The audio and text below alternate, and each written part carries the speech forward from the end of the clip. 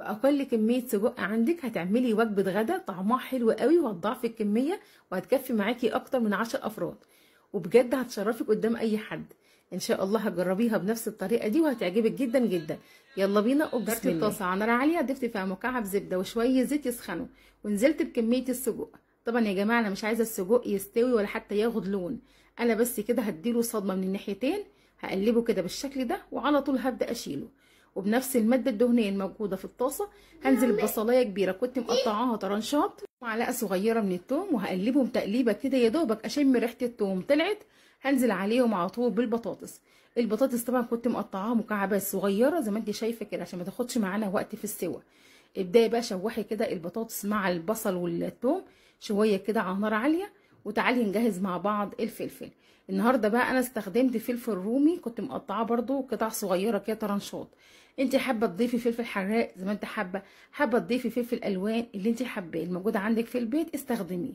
ومعانا كمان طماطميتين برده كنت مقطعاهم كده طرنشات بدون اللي هو البذر بتاعهم من جوه ده، يعني كنت شايلاه. وكمان معانا معلقه كبيره من الصلصه. هروح جايه مقلباهم كده تقليبه وانزل عليهم بالبهارات. معانا ملح وفلفل اسود وكزبره وكمون، وطبعا ظبطي الملح كده بتاع الخضار، كده كده اصلا السجق بيبقى اصلا فيه ملح، فاحنا بس هنا بنظبط الخضار بتاعنا. وكمان طماطميتين كبار كنت بشربهم مبشره بدون القشره بتاعتهم. قلبوهم كده شويه كده على نار عاليه، هتلاقي الخضار بتاعك بدا يسبك معاكي ولونه اختلف تماما. ضيف عليها كمان كوبايتين ميه مغليه، وهدي النار خليها وسط كده، وسيبها بقى تستوي كده على نار هاديه، بس مش تستوي سوا كامل، لا احنا عايزين البطاطس تبقى نص سوا.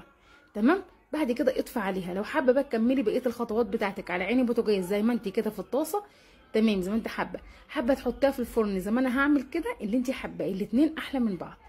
انا طبعا شغلت الفرن على درجه حراره عاليه، وكنت مشغله النار من تحت بس. جبت الصينيه حطيت فيها الخضار، وكمان زودتها شويه ميه كمان عشان حسيت ان الخضار كان ناشف شويه كده. وبعد كده نبدا بقى نحط السجق على الوش. وانا بحط السجق على الوش طبعا لقيت الصينيه صغيره قوي، وحسيت بقى ايه اللي انا لما ادخلها الفرن طبعا لسه هتغلي وكده، فحسيت اللي هي صغيره، فجبت صينيه اكبر ورحت جايه حاطه فيها الاول الخضار، ورصيت السجق برضو على الوش. ونبدا بقى نغطيها، تغطيها بورق ألمونيا، تغطيها بغطا حله، بصينيه عادي الموجوده عندك، ودخلها الفرن لمده نص ساعه بالظبط.